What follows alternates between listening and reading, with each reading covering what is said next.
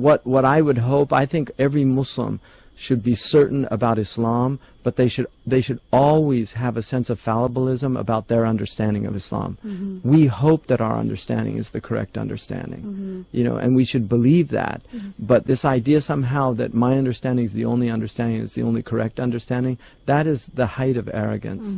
And so I believe in what I'm doing, and I believe that I believe in the four madhabs. You know, I really, that's what makes sense to me. Not because I was taught that, and I was taught that, but because, you know, because I became Muslim as an adult, and I already had a formed intellect.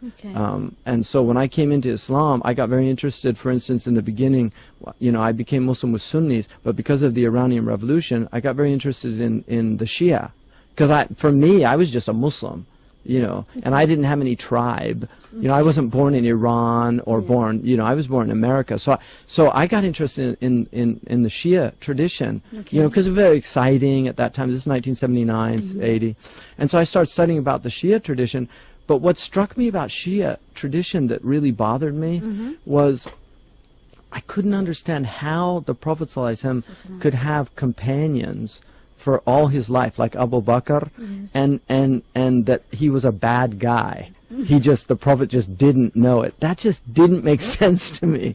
I just couldn't. So it didn't convince me. Like when I read it, it just didn't convince me.